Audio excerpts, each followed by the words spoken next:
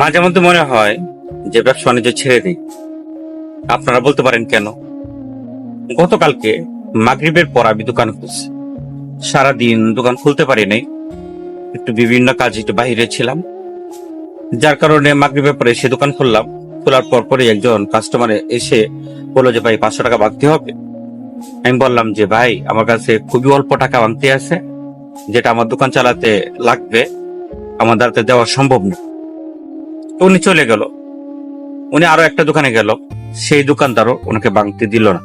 হয়তো ওনার কাছে নাই, বা হয়তো উনি রেখে ভাঙতে হয়তো দেয় না, এরকম হইতে পারে। খুবই সামান্য টাকা আমার কাছে আছে। এরপরে ওনাকে না করার পরে উনি বলল আমাকে, সারাদিন কি করেন, একটা 500 টাকা ভাঙতে দিতে পারেন না?